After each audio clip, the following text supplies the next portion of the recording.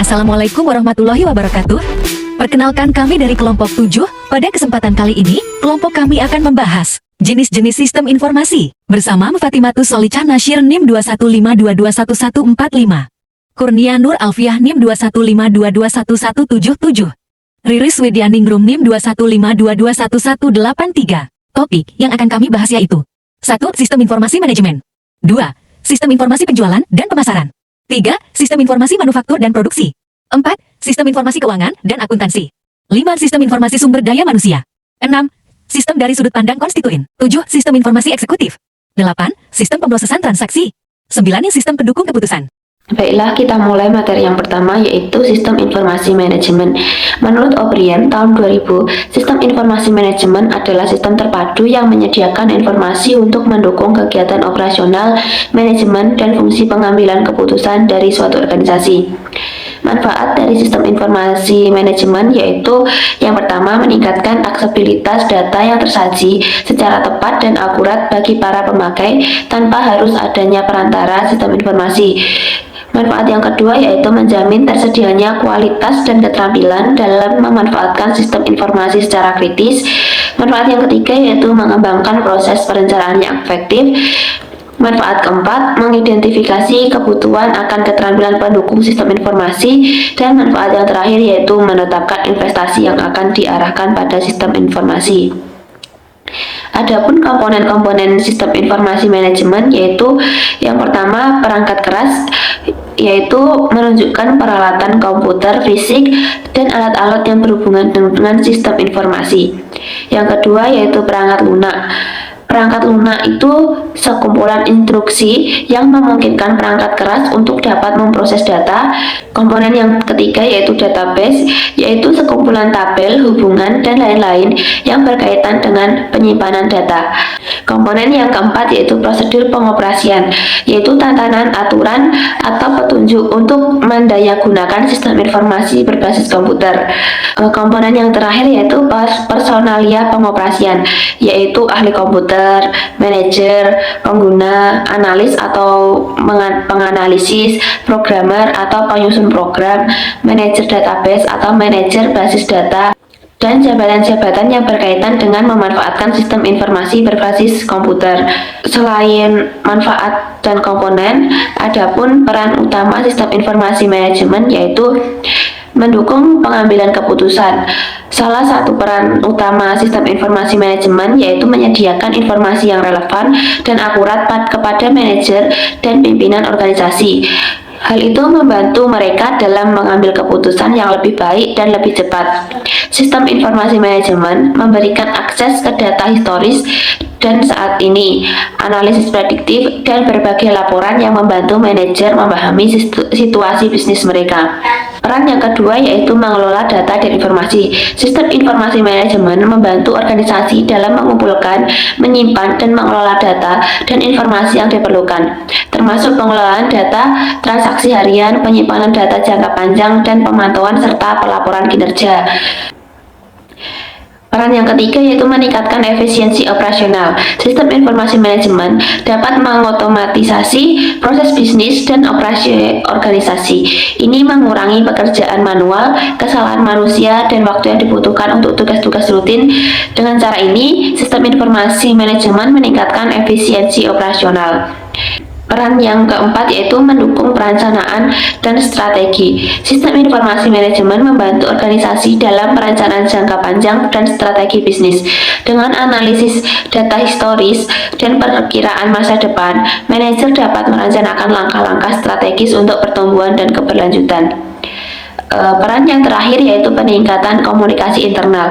SIM memungkinkan berbagai departemen dan unit dalam organisasi untuk berbagi informasi dengan lebih mudah. Ini meningkatkan komunikasi internal, kolaborasi, dan koordinasi antar bagian.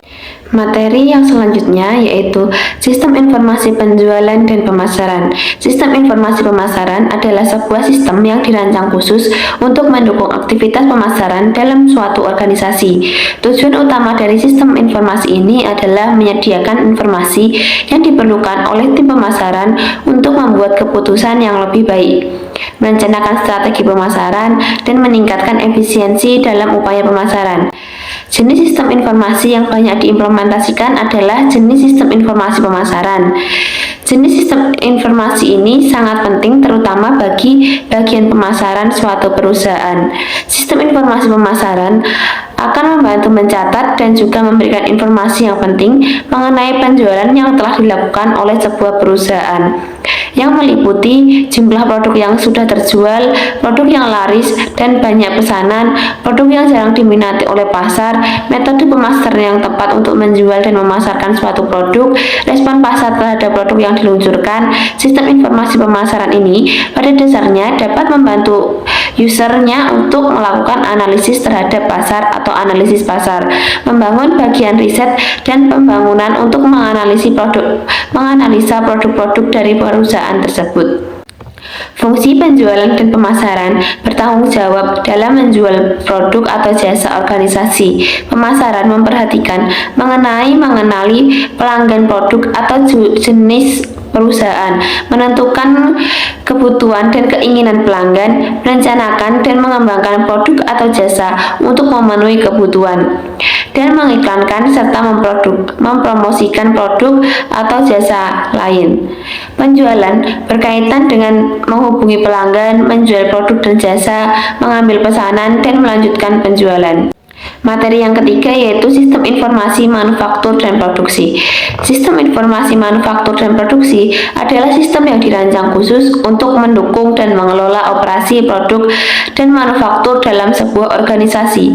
Tujuan utama dari sistem ini adalah untuk meningkatkan efisiensi, mengoptimalkan proses produksi, mengurangi biaya, dan memastikan kualitas produk yang tinggi. Sistem informasi manufaktur ini dapat diintegrasikan dengan sistem informasi keuangan dan juga sistem informasi sumber daya manusia, karena di dalam implementasinya banyak fungsi dari sistem informasi manufaktur yang sangat penting bagi sumber daya manusia dan juga keuangan.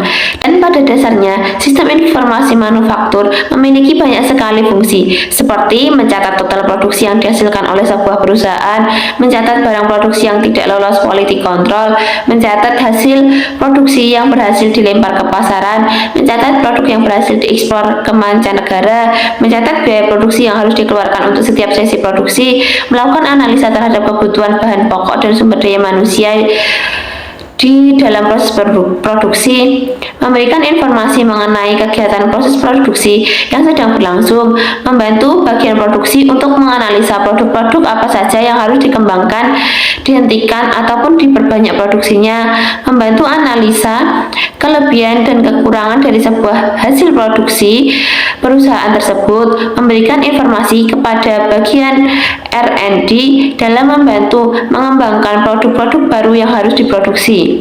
Manufaktur dan produksi bertanggung jawab untuk benar-benar memproduksi barang dan jasa untuk perusahaan. Sistem manufaktur dan produksi berhubungan dengan perencanaan, pengembangan, dan pemeliharaan fasilitas produksi, penetapan sasaran produksi, pengadaan penyimpangan dan ketersediaan produksi, dan penjadwalan peralatan, fasilitas, bahan baku, dan tenaga kerja yang dibutuhkan karena untuk membentuk produk akhir. Untuk materi selanjutnya yaitu sistem informasi keuangan dan akuntansi. Sistem informasi keuangan merupakan suatu implementasi dari sebuah sistem informasi yang berisi segala data transaksi keuangan dari perusahaan, yang nantinya bisa terintegrasi pula dengan sistem informasi akuntansi. Fungsi keuangan bertanggung jawab mengelola aset keuangan perusahaan, seperti uang tunai, saham, obligasi, dan investasi lainnya, untuk memaksimalkan pengembalian atas aset keuangan ini. Selain itu, fungsi keuangan juga bertanggung jawab dalam mengelola kapitalisasi perusahaan atau menemukan aset keuangan baru pada saham, obligasi, atau bentuk utang lainnya. Jadi, dengan adanya sistem informasi keuangan ini, maka setiap transaksi keuangan dari sebuah perusahaan atau organisasi tidak akan terlewatkan, sehingga sangat memudahkan setiap perusahaan yang sistem informasinya terintegrasi dengan sistem informasi keuangan untuk melakukan analisis. Kemudian, sistem informasi akuntansi atau SIA merupakan salah satu pengimplementasian dari sistem informasi manajemen yang berhubungan dengan kegiatan akuntansi dan juga perhitungan dari sebuah perusahaan ataupun organisasi. Fungsi akuntansi bertanggung jawab menjaga dan mengelola catatan keuangan perusahaan, penerimaan, pembayaran, depresiasi, penggajian untuk menghitung arus dana dalam perusahaan. Bagian keuangan dan akuntansi berbagi masalah yang terkait bagaimana menjaga jejak aset keuangan dan arus dana perusahaan. Sistem informasi sangat membantu para akuntan, terutama pada periode tutup buku di akhir tahun. Karena dengan adanya sistem informasi akuntansi, semua transaksi selama setahun akan tersimpan ke dalam sistem yang akan memudahkan para akuntan lebih cepat, efisien, dan juga lebih optimal dalam melakukan proses akuntansi. Untuk yang selanjutnya ada sistem informasi sumber daya manusia. Sesuai dengan namanya, biasanya sistem informasi ini berhubungan dengan bagian personalia atau HRD dari suatu perusahaan dan juga organisasi. Sistem sumber daya manusia membantu manajemen senior mengenali kebutuhan sumber daya manusia, mengenai keahlian, tingkat pendidikan, jenis posisi, jumlah posisi, dan biaya untuk memenuhi rencana bisnis jangka panjang perusahaan. Manajemen tingkat menengah menggunakan sistem sumber daya manusia untuk memonitor dan menganalisis perekrutan, penempatan, dan kompensasi karyawan. Fungsi sumber daya manusia bertanggung jawab untuk menarik, mengembangkan, dan mempertahankan tenaga kerja perusahaan, sehingga sistem informasi sumber daya manusia ini bisa membantu seorang personalia menemukan karyawan yang berpotensi baik. Sistem sumber daya manusia ini memiliki banyak sekali manfaat, yaitu membantu personalia dalam melakukan analisis mengenai gaji pokok dari karyawan, memberikan informasi mengenai kinerja yang dimiliki oleh setiap karyawan, membantu update data dari seluruh karyawan yang dimiliki oleh perusahaan, dan sebagai acuan dalam melakukan proses rekrutmen karyawan baru. Yang selanjutnya ada sistem dari sudut pandang konstituen. Setiap tingkatan memiliki kebutuhan informasi yang berbeda, sesuai dengan tanggung jawab yang berbeda, dan masing-masing dapat dilihat sebagai pilihan informasi utama. Manajer senior membutuhkan informasi ringkas yang dapat secara cepat memberi informasi mengenai kinerja keseluruhan perusahaan, seperti pendapatan penjualan kotor, penjualan berdasarkan produk dan wilayah, dan profitabilitas keseluruhan. Kemudian, ada manajer tingkat menengah membutuhkan informasi yang lebih terperinci mengenai hasil area fungsional dan departemen tertentu pada perusahaan, seperti hubungan penjualan oleh tenaga penjualan, statistika produksi untuk pabrik atau lini produk tertentu, tingkat dan biaya kepegawaian, dan pendapatan penjualan untuk setiap bulan bahkan setiap hari. Kemudian, ada manajer operasional, membutuhkan informasi tingkat transaksi, seperti jumlah suku cadang pada persediaan setiap harinya, atau jumlah jam kerja pada hari Selasa oleh setiap karyawan. Kemudian, ada pekerja ahli, membutuhkan akses basis data ilmiah eksternal atau internal dengan pengetahuan organisasi. Sistem informasi eksekutif. Sistem informasi eksekutif merupakan sebuah sistem informasi yang dikembangkan dan juga diimplementasikan untuk memberikan kemudahan arus informasi suatu organisasi atau perusahaan kepada mereka yang berada pada level eksekutif. Level eksekutif yang dimaksud adalah mereka yang 1. Memiliki hak penuh atas organisasi ataupun perusahaan, 2. CEO, 3. Dewan Komisaris Perusahaan, 4. Direktur Utama, 5. Dewan Direksi, dan yang keenam elemen eksekutif lainnya yang memiliki kewenangan khusus terhadap suatu perusahaan ataupun organisasi. Biasanya sistem informasi yang ditujukan kepada level eksekutif dari suatu organisasi atau perusahaan banyak berisi mengenai 1. Kegiatan yang akan dilakukan, 2. Kinerja dari level manajerial, 3. Kondisi kestabilan keuangan, 4. Lingkungan kerja dan juga budaya organisasi yang timbul, dan yang kelima adalah nilai perusahaan dalam bursa saham.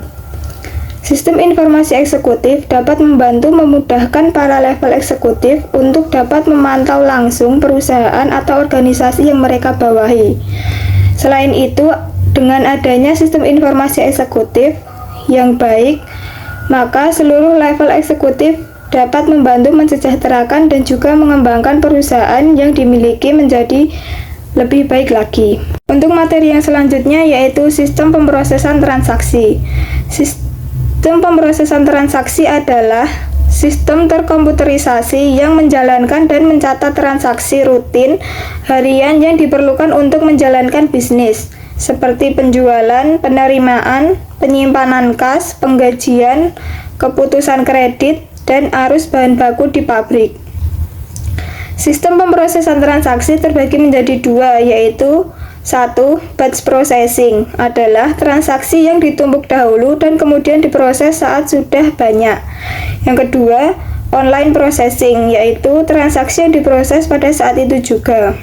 Karakteristik sistem informasi ini adalah 1. Jumlah data yang diproses sangat besar. 2. Sumber data umumnya internal dan keluaran terutama dimaksudkan untuk pihak internal. 3. Pemrosesan informasi dilakukan secara teratur. 4. Kapasitas penyimpanan besar. 5. Kecepatan pemrosesan yang diperlukan tinggi karena volume yang besar. 6. Umumnya memantau dan mengumpulkan data masa lalu. 7. Masukan dan keluaran terstruktur. 8. Komputasi tidak rumit. 9. Memerlukan keandalan yang tinggi. Dan yang terakhir adalah pemrosesan terhadap permintaan merupakan suatu keharusan. Materi yang selanjutnya adalah sistem pendukung keputusan. Sistem pendukung keputusan atau Decision Support System atau DSS menunjang pembuatan keputusan yang tidak rutin untuk manajemen tingkat menengah. Sistem ini berfokus pada masalah yang unik dan cepat berubah, di mana prosedur untuk mendapatkan solusi belum tentu ditentukan sebelumnya. DSS dapat didefinisikan sebagai sistem berbasis komputer yang interaktif, yang dapat membantu mengambil keputusan dengan menggunakan data dan model untuk memecahkan persoalan-persoalan tidak terstruktur. Karakter DSS adalah 1. Menawarkan keluasan, kemudahan beradaptasi, dan tanggapan yang cepat. 2. Kemungkinan memulai dan mengendalikan masukan dan keluaran. 3. Dapat dioperasikan tanpa bantuan pemrograman profesional. 4. Menyediakan dukungan untuk keputusan dan permasalahan yang solusinya tidak dapat ditentukan di depan. Dan yang terakhir adalah menggunakan analisis data dan perangkat permodelan yang canggih. Sekian presentasi dari kelompok kami. Apabila ada salahnya kami mohon maaf. Wassalamualaikum warahmatullahi wabarakatuh.